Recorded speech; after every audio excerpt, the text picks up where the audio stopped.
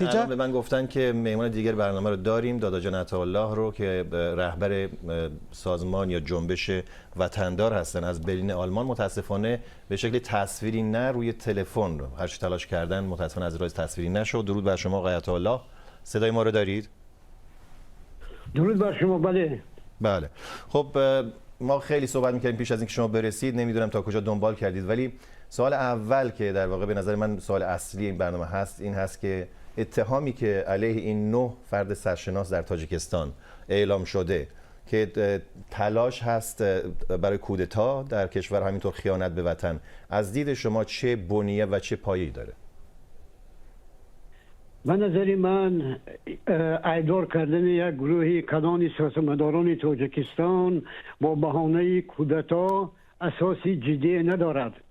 شما ببینید دادستان سابق تاجیکستان، دادستان کلی سابق تاجیکستان یوسف رحمان گفته بود که گویا اینها 10 میلیون درخواست کردند از همون کشور معین و برای همه معین است که به 10 میلیون هیچ کس نمیتواند که نه تنها کودتا یا انقلاب حتی یک گردی همایی برای اندازد. به نظر من از بس که بسیار معلومات ها در دست ما نیست و به این پرونده چون همیشه مهر سری مخفی زدند، یک تحلیل جدی خیلی مشکل است. اما در اساس آن چیزی که به ما رسید این یک بازی است، یک بازی سیاسی و ما میدانیم که در تمام وقتی که بیش از 34 سال امام علی رحمان رهبر کشور است، همیشه این یا آن گروه به همین کودتا یا نمیدانم براندازی حکومت ایدار کرده می شوند. ولی اون وقت شما به عنوان یکی از رهبران نیروهای مخالف تاجیکستان در خارج از کشور که از امکانات بیشتر برخوردار هستید، برای تغییر دادن این وضعیت چه کار کردید؟ بدبختانه امروز مخالفین تاجیکستان از جمله آنهایی که در اروپا هستند پریشان هستند، در زیر یک پرچم و یک اتحاد نتوانستند که جمع بیایند و برای همین بدبختانه امروز مخالفت تاجیکستان نتوانست که صدای مردم گردد. همون دلیلش چه هست؟ برای چی نتونستند؟ چون تعدادشون هم اندک نیست. تعداد شما مخالفان دولت تاجیکستان در خارج از کشور بسیار زیاد هست. برای چی نمیتونن متحد بشن؟ باز یک بار تکرار میکنم، این یکم پریشانی، دوم نداشتن یک راهنمای معین و چیزی از همه اساسی حکومت تاجیکستان در طول این سالها بسیار بازی‌های سیاسی را خوب آموخت. از جمله توانست که بین همین نیروهای مخالفین جلوی اندازد. یک دوم حکومت توانست که حرکت ملی آزادی خواهی تاجیکستان را به نام حزب نهضت اسلامی تاجیکستان بپیوندد. یعنی در مفکوره مردم، در گوش مردم هر از این صدا میرسد که اپوزیسیون ما همین مذهبی ها هستند، همانهایی هستند که 30 سال پیش جنگ شهروندی را برای انداخته بودند و همین ها باز دعوای حکومت دارند و میخواهند به حکومت برگردند و این واقعا نهضت کنانی حرکت ملی آزادی خواهی یک ضربه جانکاه به تن مقاومت تاجیکستان بود، هست و میماند. خب به هر روی میدونیم که نهضت اسلامی تاجیکستان هم جزء نیروهای مخالف دولت تاجیکستان هست و شاید هم از تعداد خیلی بیشتری هم برخوردار باشه از لحاظ اعضا این حزب که در واقع همونطوری گفتیم بیشترشون الان در تبعید به سر میبرن. ولی یک سوالی که میخواستم از شما بکنم در مورد روسیه بود که میدونم سالها در روسیه زندگی کردید و خودتون بسیار آگاهید که روسیه نقش بسیار اصلی داشت در رساندن همین حکومت امروز تاجیکستان به قدرت و در حفظ این قدرت. امروز چرا هیچ واکنشی از روسیه شنیده نمیشه در مورد اتفاقاتی که در تاجیکستان میفته و به ویژه درباره این پرونده تلاش به کودتا، تلاش برای کودتا در تاجیکستان که خیلی سر و صدا به پا کرده؟ هر کسی که سیاست روسیه را پیگیری میکنه نسبت به تاجیکستان خوب میداند که تاجیکستان یک ولایت و یا یک استان روسیه است و بعضی دایره های سیاسی میگویند که در پس این کودتای نافرجام گویا روسیه میستد. باور کنید اگر روسیه خواهد که امام علی رحمان از سر قدرت رود، فقط یک زنگ تلفنی پوتین برای رحمان کافی است که خودش به هر شهر یا کشور خواهد پرواز کند. این یک.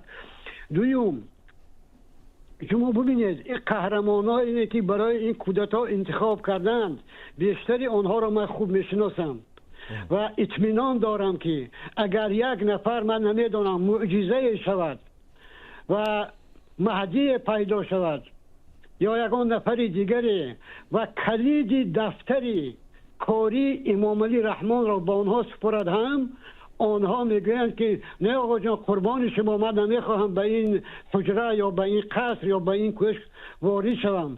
برای اینکه همه آنهایی که امروز ایدار کرده میشوند بیشترشان از تله همین حکومت برخواستند و هیچگاه همه دمدمه یا خواهشی نه تنها رئیس جمهور شدن بلکه یک منصب عالی گرفتن نداشتند. من به این موضوع بیشتر اشاره کردم که از بین اینهایی که بازداشت شدن فقط یک نفر رخشانه شاکر جان حکیموف هستش که تا حد زیادی میشه گفت که از مخالفان دولت رحمان شناخته میشد و مابقی با دولت یا همکاری میکردن یا از تا حد زیادی متمایل به حکومت آقای رحمان بودن. ولی در مورد روسیه آقای آدینه میخواستم از شما سوال بکنم که چرا روسیه ساکته در این مورد به خصوص؟ خب روسیه به نظر من خودش همدست هست در این قضیه، چرا که در گذشته ما بارها دیدیم که روسیه هر وقت میخواد از تاجیکستان یک امتیاز بگیره یک فشاری بر آقای رحمان وارد میکند و اون امتیازش میگیرد، بعدا در ازای اون یک چند تا نام هم به اونو میده که خب این نام های فلانی ها است که باید مثلا بازداشت بشن و آقای رحمان هم به شدت اینها رو مجازات میکنند. این تنها این مورد نیست، در گذشته هم بوده. مثلا از سرنوشت محمد رضا اسکندروف ما می‌دونیم که دوچار این رهبر پیشین حزب دموکرات، بله اونم اینجوری شده بود. چند نفر دیگر هم ما در گذشته می‌دونیم که با چنین سرنوشت‌های روبرو شدند. اما به هر حال ببینید این یک فرایند طبیعی بسیار از کشورها هست که پس از آن که مستقل میشن یک دیکتاتور روی کار میاد و دیگه یک مدت این دوام میکند، مدت سالهای زیادی در قدرت میموند، بعد شاید ممکن است که قدرتش ادامه با تا آخر عمر، بعد بچهش فرزندش میاد یا همینطور یک دو نسل میگذره و دوباره این دیکتاتوری برهم میخوره و مردم اینا رو بر مبنای نمونه‌های دیگر. بله 100% این نمونه فراوان شما در جهان داریم و در همین روزی که ما داریم صحبت می‌کنیم آقای آدینه و آقای عطاالله، همین روز و همینطور فردا شهر سمرقند میزبان نخستین نشست سران کشورهای آسیای میانه و اتحادیه اروپا هستش که در واقع هدف این هست که روابط بین بروکسل و کشورهای آسیای میانه رو تحکیم بکنن و سرمایه‌گذاری خیلی بیشتر بشه. این در عین اون حال هست که بعضی از سازمان‌ها، گروه‌های حقوق بشری دارن تلاش میکنن که توجه کشورهای غربی رو جلب بکنن به موضوع حقوق بشر در تاجیکستان. از دید شما چرا کشورهای غربی همچندان توجه خاصی ندارن به موضوع؟ آقای عطاالله من پاسخ میگم. بله.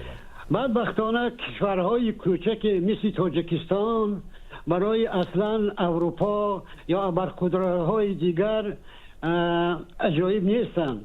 سرنوشت تاجیکستان، سرنوشت مردم بدبخت ما، آنها را هیچگاه تشویش نمی آورد. و ببینید بدبختی ما در آن است که دیکتاتورهای اصل نو، دیکتاتورهای زمان ما خیلی مغنبیر هستند، خیلی مکار هستند. گویا که در تاجیکستان برای مثال پارلمان هست، مطبوعات هست، دادگاه هست، این و آن هست، اما در اصل قاضی تاجیکستان، مفتی تاجیکستان، آخوندی تاجیکستان، طبیب تاجیکستان، دکتر تاجیکستان، مهندس تاجیکستان، آوازخوان تاجیکستان یکی است و آن هم نام دارد امام علی رحمان. امروز تاجیکستان به وادی خاموشان بدل گشته است. امروز تاجیکستان به یک زندان بدل گشته است که فرصت بسیار اندک است. ولی آقای عطاالله می‌خواستم در پایان از شما بپرسم که اگر واقعا فکر میکنید که تاجیکستان به همچین یک جایی تبدیل شده، به نظر خود شما آیا اپوزیسیون هم وقتش فرا نرسیدی که بازنگری بکنه کار خودشو و به گونه‌ای دیگر رفتار بکنه که سازنده باشه؟ کوتاه لطفاً. حتما باید که امروز هر یک نفری که خدا انسان می شمارد، هر یک نفری که خدا آزادی خواه می شمارد، باید برای به دست آوردن آزادی که ما گم کردیم، برای همان بهشتی گم کرده که در آغاز استقلال از ما را بودند، آن بهشت را ما باید همه به هم بیاییم و واقعا به این داستان بدبختی، به این داستان ذلت خاتمه بخشیم. متشکرم. با سپاس از دادا جان عطاالله در برلین و اسفندیار آدینه اینجا در استودیو. صفحه 2 رو همینجا می‌بندیم تا سه‌شنبه دوباره بازش کنیم. تا اون هنگام زندگی بکام.